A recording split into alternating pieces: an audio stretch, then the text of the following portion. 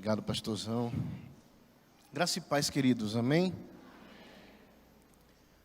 Vamos lá, que inventaram um negócio no sinal verde, branco e vermelho agora ali, né, Zé? Então, eu tenho que ser rápido. Fazer igual os irmãos antigos, né? A pregação era: Jesus salva, cura, batiza no Espírito Santo e leva para o céu. Está pregado, está anunciado. Ele faz isso ou não faz? E muito mais. É, não é? Bem nordestino, ele faz muito mais.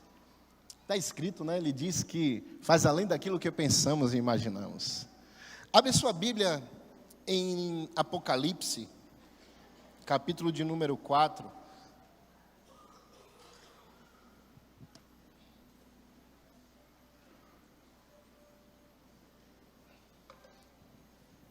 Apocalipse, capítulo número 4, é o verso 1 e o verso 2.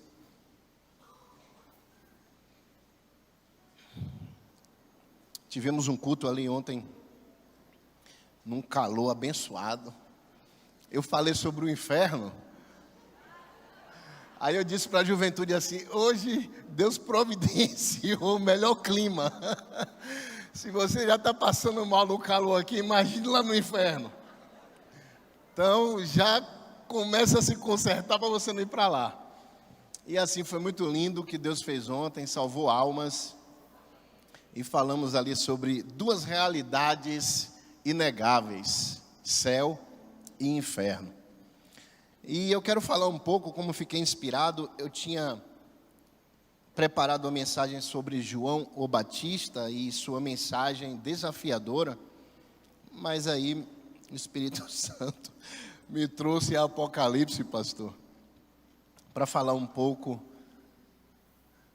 da grandeza de Deus e esperança de toda a igreja.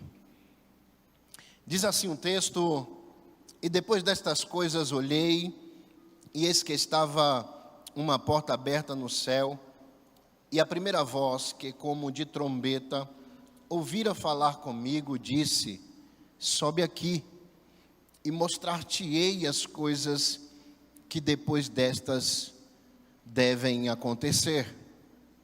E logo fui arrebatado no Espírito, e eis que um trono estava posto no céu, e um assentado sobre o trono. E o que estava assentado era na aparência semelhante à pedra de jaspe e sardônica. O arco celeste estava ao redor do trono e parecia semelhante a esmeralda. E ao redor do trono havia 24 tronos, e via sentados sobre os tronos 24 anciãos, vestidos de vestes brancas, e tinham sobre suas cabeças coroas de ouro, e do trono saíam relâmpagos e trovões, e vozes, e diante do trono ardiam 7 lâmpadas de fogo, as quais são os 7 Espíritos de Deus. Queridos, João, o evangelista, discípulo amado do Senhor Jesus Cristo, o que tinha intimidade para subir o monte da transfiguração, o que tinha intimidade para, em João capítulo 13, deitar a sua cabeça sobre os seios de Jesus. João, que ouviu de Jesus Cristo verdades maravilhosas espirituais, viu Jesus andar sobre as águas, viu Jesus morrer. Ele é o único dos discípulos que está diante da cruz do Calvário, enquanto o seu Senhor e Deus está entregando a vida para salvá-lo e a todos os homens da terra. Este João que viu Jesus em carne, quando Jesus manifestou-se na terra, nascendo no ventre da mulher Maria, a virtuosa Maria, escolhida entre muitas mulheres. João, que vivenciou coisas sobrenaturais com Jesus em carne, também é o que vê Jesus ressurreto dentre os mortos.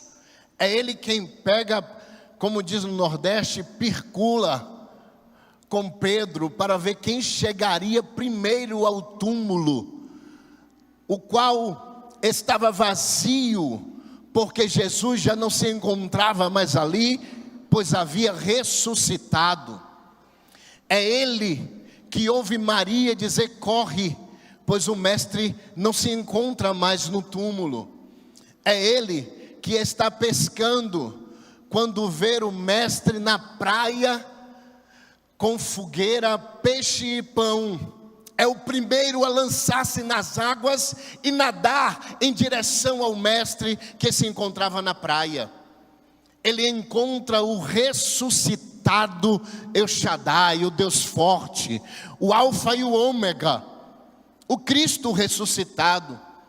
É ele que encontra-se com seus amigos, discípulos, quando naquela casa estavam conversando acerca do que Jesus realizara, e a dúvida pairava no coração de Tomé, e Tomé estava triste por uma dúvida gigante no seu coração, se Jesus de fato era quem pregara, quando de repente no meio da sala aparece o Senhor Jesus, e ele diz a Tomé: toque e veja que sou de osso e de carne como vós. João contempla o ressuscitado Jesus num corpo glorificado, ao mesmo tempo que, tocado por Tomé, desaparece no meio deles. É João que contempla o ressuscitado Jesus subir ao céu e declarar para que todos permanecessem em Jerusalém, até que do alto sejam revestidos do poder de Deus. Esse João, que viu Jesus em carne, viu Jesus ressuscitado, contempla agora no capítulo 1 do Apocalipse, o Jesus glorificado. Está escrito: eis que eu vejo, e ele tem os seus cabelos brancos como a lã, os seus olhos são como chamas de fogo, na sua boca uma espada de 2 fios,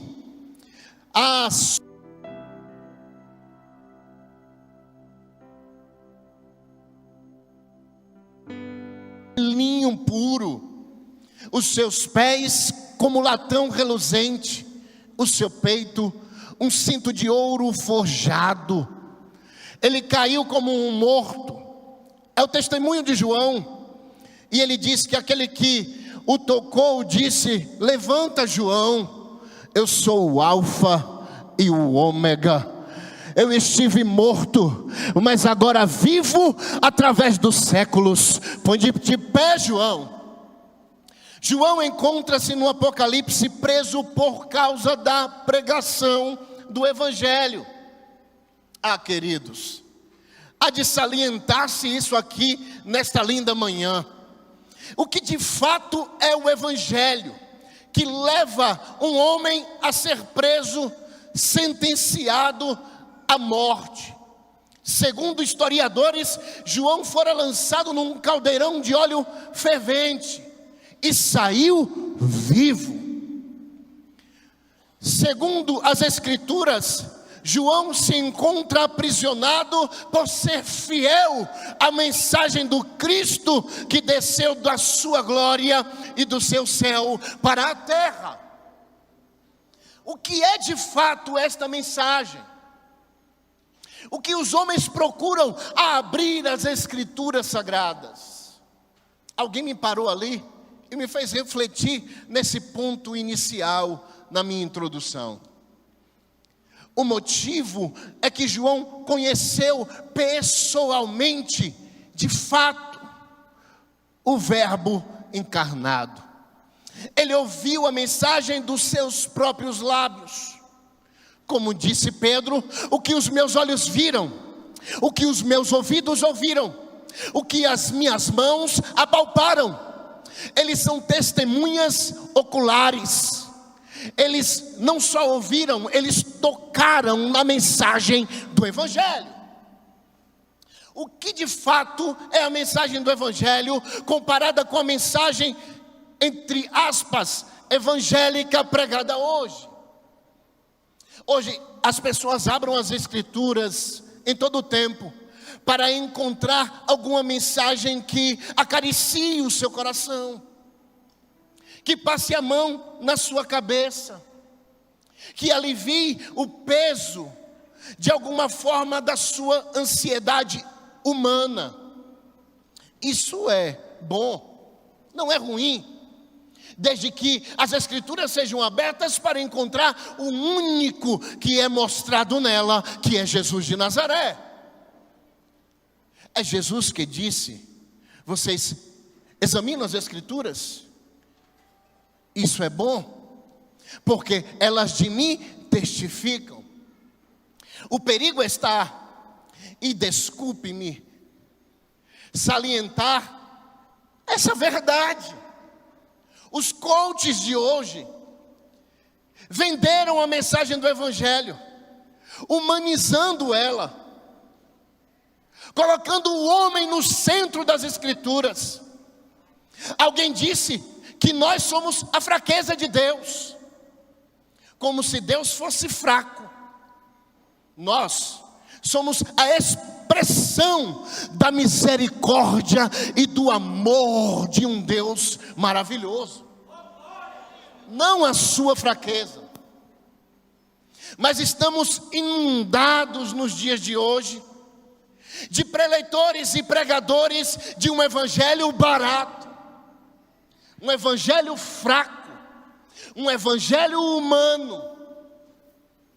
Se você perguntasse no capítulo de número 3, escrito pelo Lucas, evangelista, servo do Senhor Jesus Cristo e discípulo do apóstolo Paulo, o que de fato é o Evangelho, ele vai lhe apresentar João o Batista. E João o Batista, no verso 14, vai dizer: este é o Evangelho que eu tenho pregado. E os versículos acima vai dizer que os policiais ou os senhores dos templos não vendessem de forma a usurpar com as suas mercadorias por valores que não são reais, contra o câmbio do templo, contra a falta de generosidade do povo. E olha, se tem uma coisa que não cabe para um crente, é falta de generosidade. Um crente mão de vaca, um crente mão de figa, um crente que não sabe o que é servir ao outro, abençoando de alguma forma. E aí, o pastor tem que se injuriar quando chega e vê que a sopa está faltando muita coisa, e um irmão entendeu o que João o Batista pregou e está fazendo de alguma forma para abençoar alguém. Esse não é o trabalho de uma pessoa, e é essa a mensagem de João para todo o povo que se aproxima dele. Todos temos obrigações. João diz: quem tem 2 túnicas, dê uma. É o povo que pergunta: o que faremos? O povo indaga, e não tem coisa melhor quando um pregador está pregando e o povo está perguntando no seu coração. E o mais corajoso diz: ei, o que faremos para herdar a salvação? E João o Batista diz: quem tem 2 túnicas, dê uma. Olha, os bens de consumo hoje são bem diferentes do tempo de João. Ter uma túnica já era um milagre. Quem tinha uma túnica ia até o final da sua vida com uma túnica. Hoje você entra na Shopee, não é verdade? Hoje você entra no AliExpress, compra 10 camisas por R$100. Já tem gente me olhando assim: onde é, pastor? Me manda o link aí. Os bens de consumo têm uma realidade totalmente diferente hoje. E sabe, irmãos, o que João Batista está dizendo é: se você tem 2 túnicas, inclusive o cara está usando uma e tem uma outra nova em casa, para o dia da festa ele usar aquela nova. Aí João está dizendo assim, ó, essa que você está não serve. Eu quero ser o melhor que está lá no seu guarda-roupa. Aí o bazar precisa de roupas. E nós tiramos o nosso guarda-roupa porque está abarrotado de coisas, as que não servem, as que são ruins, as que estão estragadas. O evangelho é difícil. O evangelho que João prega é difícil. O evangelho que Jesus anuncia é árduo. Agora a Bíblia vai dizer que as multidões se apertavam e ia para o deserto. E Lucas 3 vai dizer que a multidão não recebeu uma palavra dos sacerdotes, não recebeu uma palavra de Pôncio Pilatos, dos Herodes, os tetrarcas, não. A palavra de Deus se encontrava no deserto, porque não importa aonde a palavra esteja, todo aquele que tem sede e fome de justiça irá atrás dela. Eu quero louvar a Deus, porque nós somos alimentados com o evangelho neste lugar. E isso é raro hoje. Você abre o Instagram, e eu coloquei, até no grupo dos Instagram dos pastores, um pastor super famoso.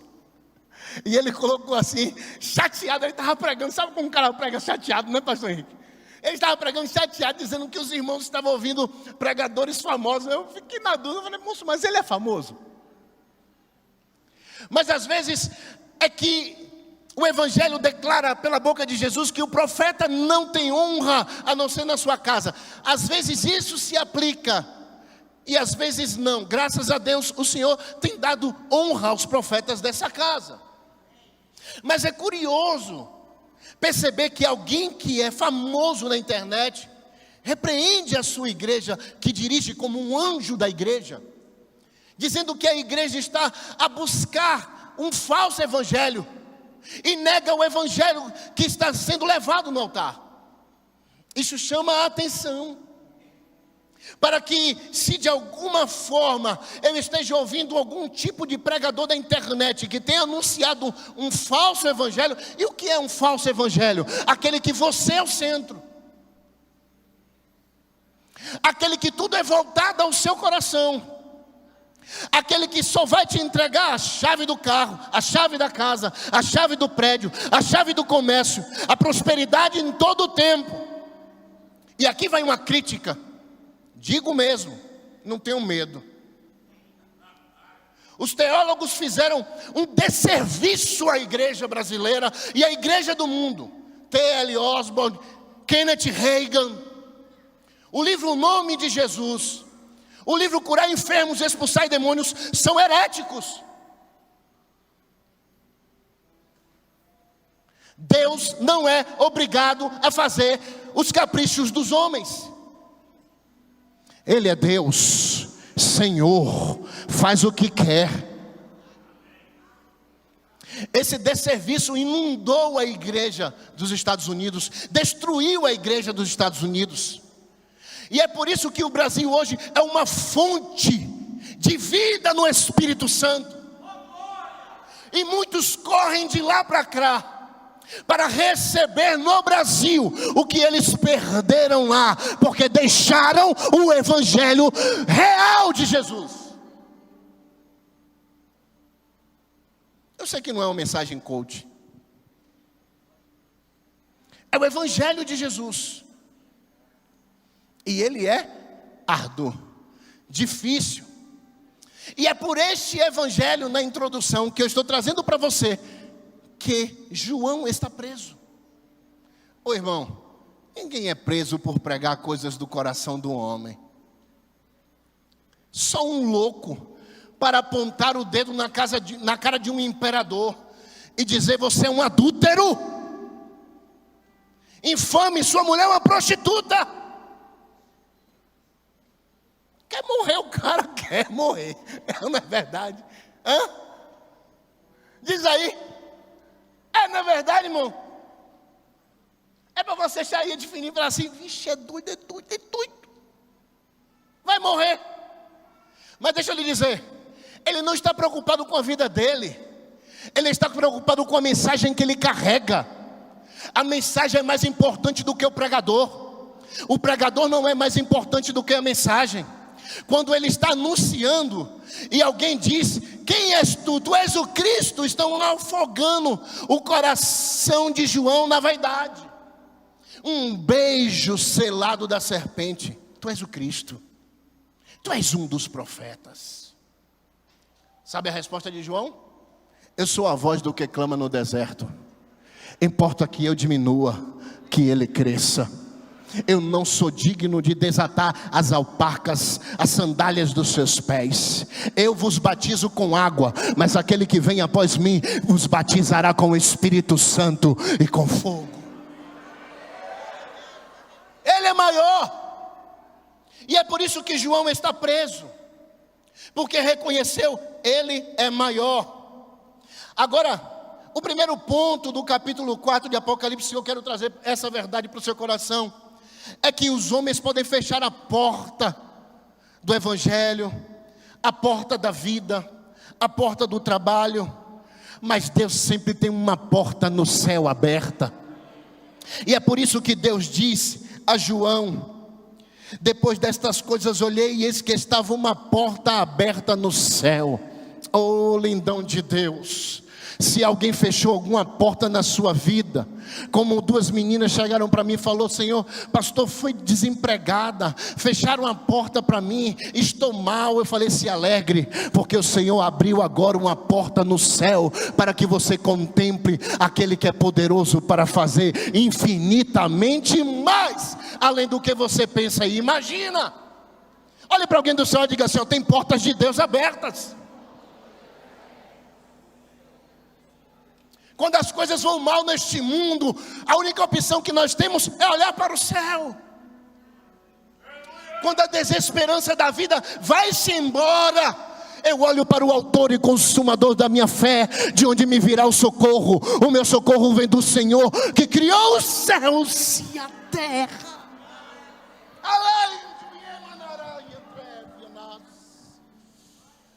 Eu olho para o céu. Quando os homens estão fechando a porta para mim de forma violenta às vezes, como fizeram com Estevão em Atos no capítulo de número 6. As pedras voavam e atingiam os olhos, a testa, a cabeça, o corpo de Estevão. A sua alma estava saindo do seu corpo. E que é o corpo? Como disse um sábio teólogo, senão a roupa da alma. Ele não é mais importante do que o que você carrega no íntimo, o seu espírito e a sua alma. É por isso que você não deve satisfazer o seu corpo. Ele é só uma roupa, ele não manda em você. Estevão está sucumbindo, e quando ele está sucumbindo, ele abre os olhos. Porque quando as coisas de forma violenta vêm contra nós neste mundo, devemos olhar para quem pode fazer alguma coisa a nós. E Estevão declara: oh, que visão maravilhosa! Eis que eu vejo os céus abertos, e o meu Senhor sentado à destra do meu Senhor, e Ele se levanta para me receber. Queridos, o corpo não é mais importante do que a alma. O que você deve buscar é Jesus o tempo todo, custe o que custar, na vida ou na morte. É interessante demais, porque Jesus está sentado, e o que faz Jesus levantar é alguém que está dizendo: eu não vou negar aquilo que eu creio, eu vou continuar pregando, mesmo que as pedras continuem a voar em minha direção. Ele está confessando Jesus diante das pedras. Deixa eu lhe dizer uma coisa: o céu está aberto para todo aquele que é agredido neste mundo. Podem fechar a porta aqui, mas nunca fecharão a porta que Deus abriu. E está escrito: a porta que Deus abre, ninguém pode fechar. Olhe para alguém do céu e diga aí: seja cheio do Espírito Santo como Estevão. Levante os olhos como Estevão. Pare de querer olhar só na horizontal. Pare de querer confiar naqueles que podem fazer alguma coisa por você. Olhe para aquele que tem poder para fazer tudo que você jamais imaginou. E quando eu falo isso, eu não falo sobre a prosperidade da vida. Eu falo sobre as bênçãos celestiais. Pois está escrito, Deus nos abençoou com toda a sorte de bênção nas regiões celestiais. Ei, somos co-herdeiros de Cristo. Como Paulo disse, nenhum olho viu, nenhum ouvido ouviu, nem chegou em entendimento. Irmãos, está além da nossa capacidade de ver, ouvir e imaginar. Esse é o primeiro ponto. Deus abre portas quando os homens fecham. O segundo é que toda a ordem de Deus, e a ordem de Deus foi: sobe aqui. Talvez João poderia perguntar: como? Como farei tal feito? Subir à tua presença. Mas com a ordem de Deus, junto a ela vem a capacitação. E está escrito: logo fui arrebatado no Espírito. Não é obra nossa, é dele. Deus está fazendo uma obra em você. Deus está fazendo uma obra através de você. Deus está fazendo algo grande nessa igreja, nas nossas vidas. Temos que desfrutar deste momento como se ele jamais poderia acabar. E disse que a felicidade é isso, é o desejo de que o momento não acabe. Sabe o que é felicidade? É perceber a mão de Deus e dizer: Senhor, que isso não acabe. Sabe o que é felicidade? É olhar como Pedro, Tiago e João e dizer: Senhor, é bom que façamos uma tenda para ti, Moisés e Elias. Isso é felicidade. Esse momento não pode acabar. Estamos vivendo um momento poderoso do Espírito Santo sobre o Brasil. Eu creio piamente que nós já vivemos um modelo de um avivamento. Porque o Evangelho é pregado, as almas são convertidas. Ontem tivemos almas, várias almas no altar. Isso é avivamento. Uma palavra sobre inferno. Não foi entregando chave. Irmãos, Deus está nos chamando a perceber que Ele está nos capacitando para algo muito maior do que nós mesmos. E fazer parte disso é glorioso. Como disse Paulo, somos participantes de uma obra que nós não fizemos nada. Ele fez tudo. Efésios capítulo de número 3, Paulo vai dizer que os anjos almejaram estar nos nossos lugares. Imagine, os anjos queriam ser pregoeiros do Evangelho, e Deus deu a nós, meros pecadores, de carne e osso, em limitações terríveis. Não somos inteligentes como os anjos, poderosos como os anjos, sabidos como eles. Não temos a capacidade de mergulhar em mundos diferentes como eles têm, a velocidade que eles têm. Nós não estamos carregando o trono de Deus, os serafins carregam o trono de Deus. Capítulo 5, a Bíblia vai dizer que os serafins estão com os ombros, como os coatitas, carregando o trono. Querido, Deus nos permitiu anunciar coisas espirituais eternas que são imutáveis. O Evangelho, Cristo ressuscitado dentre os mortos, apregoados para a salvação da terra. Aleluia! Glória a Deus. Com a ordem de Deus vem a capacitação, e Deus capacita cada um de nós. Talvez você pode dizer: eu não tenho capacidade de exercer esse trabalho que eu faço. Tem sim. Deus te capacita, Xandão. Talvez você pode dizer assim: isso é alto demais para mim. E quem está preparado para algo muito maior que ele? Ninguém. E quando acharmos que estamos, estaremos perdidos. Deus ama pegar os pequeninos. Deus ama levantar do monturo o que não é nada. Rapaz, Deus dá várias lições nas Escrituras e nos dias de hoje. É no atletismo, é no mundo empresarial. A gente vai, eu fiz administração de empresas. Você senta, passa 4 anos estudando quem arrebentou e se tornou multimilionário. E geralmente essas pessoas nunca sentaram numa faculdade. Aí eu te pergunto, é algo com a capacidade humana, com o conhecimento humano? Deus faz coisas loucas para confundir os sábios. O mundo não entende esse Deus, porque Ele está além da nossa capacidade de compreensão. Talvez você pode me dizer, pastor, eu tento a santidade e não consigo. Se você tentar, você não vai conseguir.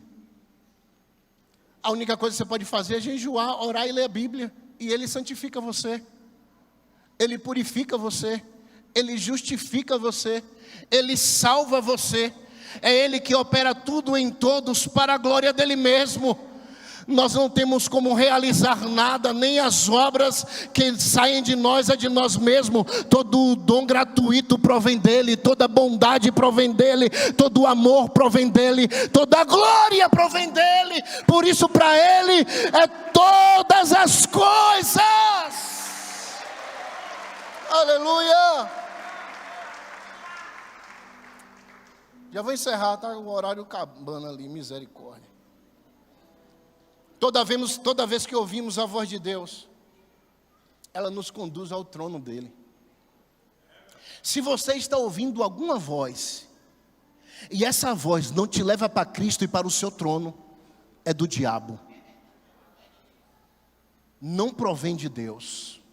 Se esta voz te torna ganancioso, se essa voz que você gosta de ouvir, lhe torna um prostituto, lhe torna um homem ambicioso, vaidoso, soberbo, individualista, essa voz é de Satanás.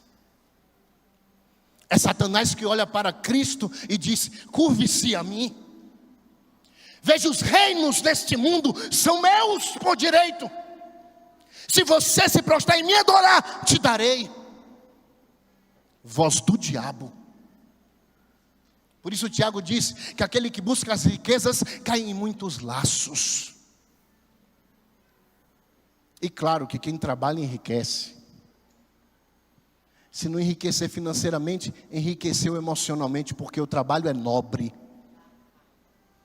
E Paulo disse: se você tem com que se cobrir, dormir, comer, esteja com isso contente.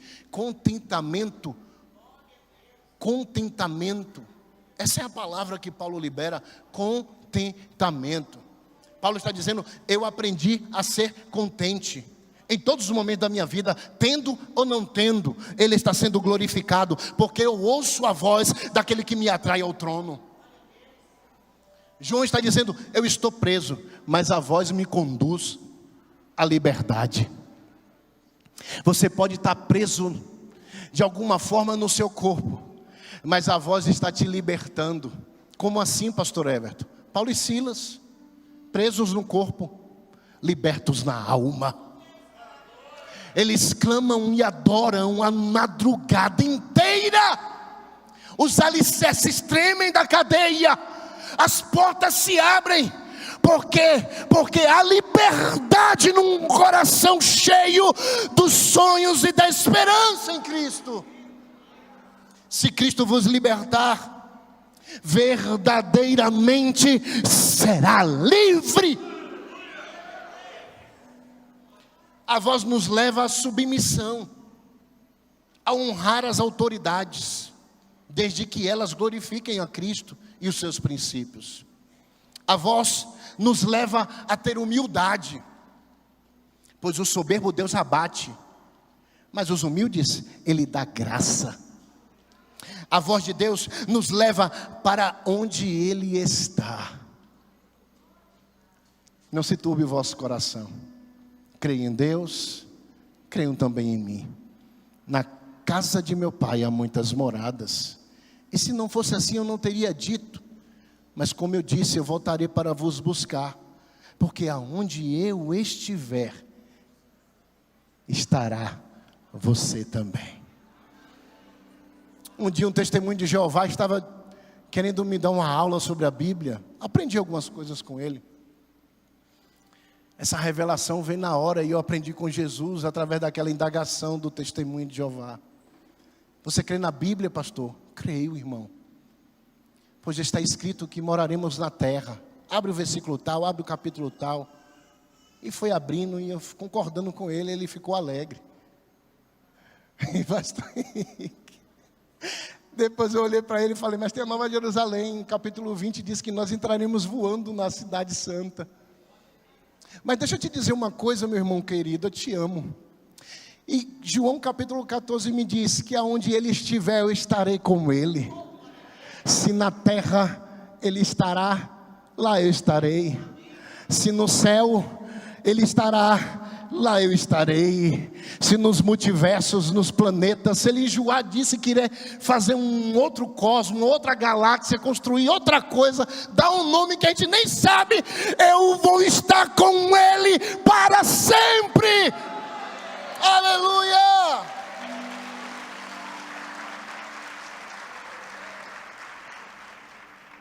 Olhe para alguém do seu lado e diga assim: o trono de César não pode prender você, porque você é livre no Espírito. Agora é você que escolhe o trono que você serve. Se você quiser servir o trono de Bolsonaro, Deus te abençoe. Se você quiser servir o trono de Lula, está repreendido, Satanás. Eu te repreendo em nome de Jesus. Boa sorte. Deus te abençoe.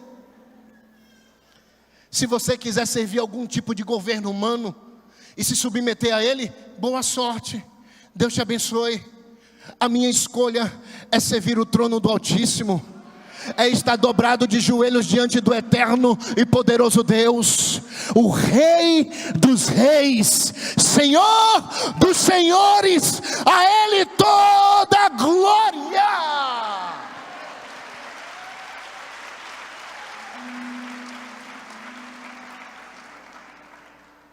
Você pode servir o seu próprio trono, o trono de você mesmo. Porque tudo é para você, feito para você. Você pode servir o trono de César, que vai te humilhar e te colocar para baixo e te prender. Mas você pode escolher o trono de Deus, que sempre vai te elevar e te levar para bem alto. Um amigo meu, radialista em Feira de Santana, não sei se ainda é. Estávamos conversando e ele falou um negócio para mim que eu fiquei muito feliz de ouvir. Ele disse assim: uma pessoa veio me perguntar, estava prestes no micareta de feira. Ei, rapaz, você vai entrevistar Bel do Chiclete, hein? Maravilha. Aí ele é crente, né? Ele olhou na cara do cidadão e ele me contando, disse assim: como é o negócio? Não, você vai entrevistar Bel? Deixa eu te falar uma coisa. Eu estou acostumado a dobrar meu joelho no quarto e falar com Jesus de Nazaré. Quem é Bel? Quem é Bel? É por isso que às vezes eu não entendo, irmão, o fanatismo dos homens pelos homens. Aquela busca insana, eu tenho que tirar uma foto com ele, meu Deus do céu, ele é lindo. Nossa, eu vou morrer. Um desespero, uma tremedeira, uma suadeira. Teve um que foi de fralda e ficou na fila, porque ela ia fazer urinar ali mesmo, porque ela não queria perder o lugar para ver um homem.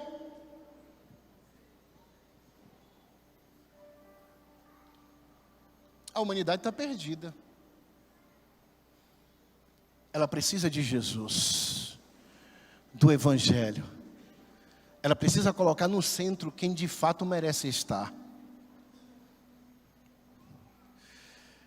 E é por isso que os falsos mestres e falsos profetas ganham os ouvidos desta geração. O que João nos ensina é que o trono não desce até nós. É João que sobe até ele.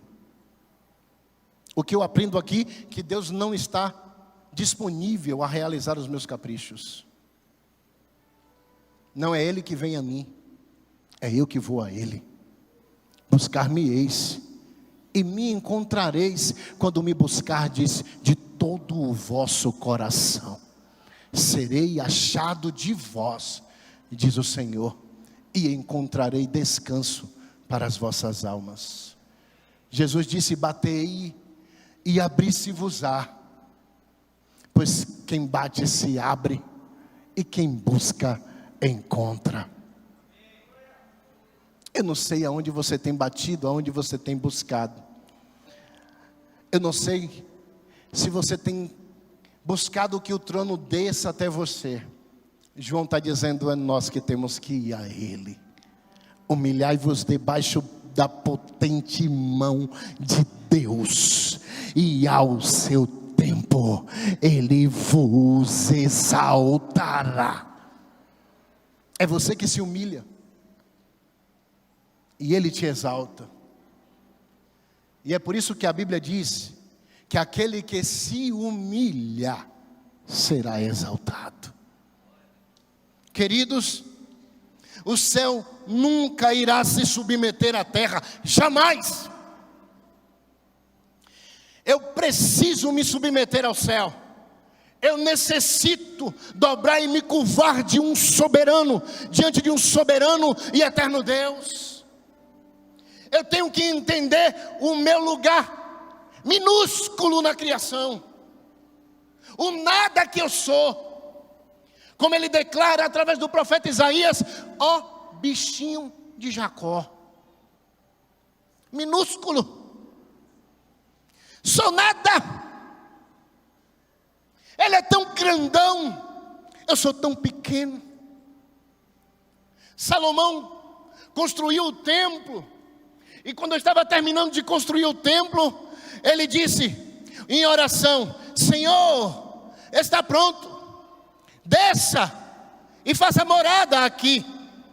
A nuvem de glória desceu, só uma nuvem. Os sacerdotes não conseguiram ficar em pé e caíram, tombaram de joelhos, com o rosto em pó. E uma voz bradou no coração, está lá em Crônicas, bradou no coração de Salomão, e ele continuou a oração: bem sei que nem os céus dos céus cabem à tua glória. Agora olha para um crente do lado e diga assim: ó, ele não cabe num templo feito por mãos humanas, mas cabe dentro de você.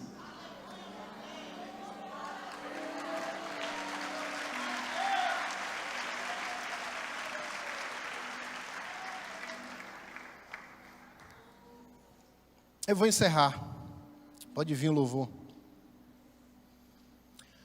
A porta que Deus abriu no céu foi um bálsamo para a dor de João. A porta que Deus abre no céu é um bálsamo para a sua dor. Você não tem esperança? Deus te dá. Você não tem salvação? Deus também te dá. Você está sendo tentado? Ele te livra da tentação. Você precisa ser justificado? Ele te justifica. Você precisa mudar de vida, literalmente? Ele faz isso. Ele muda o ser humano literalmente, e só Ele faz isso. Não a psicologia, não a medicina terrena, não a filosofia. O único que tem a capacidade de tornar um bandido perigoso em um homem de Deus que faz benefícios à sociedade é Deus. Paulo vai dizer: eu era perseguidor, assassino de todos que pregavam o caminho. Hoje sou perseguido porque eu anuncio Cristo. Deus muda a nossa vida totalmente. A porta no céu aberta mostra a João o que de fato é glorioso. No capítulo 1, ele vê Jesus glorificado. No capítulo 4, ele entra na sala do trono do Pai. No capítulo 5, ele está na sala do trono do Filho. No 8, na sala do trono sacerdotal. No capítulo 12, ele vê mar e terra. No capítulo 14, ele está num alto monte e contempla todas as coisas. No capítulo 17, ele está em cima da Babilônia. O Deus que eu sirvo, o Deus que você serve, te faz andar acima da Babilônia, desse mundo caído, desse mundo pecaminoso, desse mundo maldoso. Deus te faz andar acima dele. No capítulo 18, ele vê a Babilônia cair. No capítulo 19, ele está no céu de novo, vendo Jesus descer num cavalo branco. No capítulo 20, ele está diante do grande julgamento do trono branco, do juízo final. No capítulo 21, ele está de novo dentro da Nova Jerusalém, contemplando todas as belezas da cidade. Ele vê muros com o nome dos apóstolos, cidade e muros de ouro, estradas de ouro. Ele vê semelhante um mar como um vidro de cristal. Ele vê adornos de pedras preciosas, 12 portas de pérolas. Ele vê que a cidade não tem luz, que o Senhor é a própria luz da cidade e ilumina todos que nela habitam. Ele vê um rio azul como um cristal. Ei, eu te convido nesta manhã a abrir os teus olhos e contemplar a porta que Deus está abrindo para você entrar hoje e contemplar as maravilhas, a grandeza, o poder, o senhorio, a soberania dele.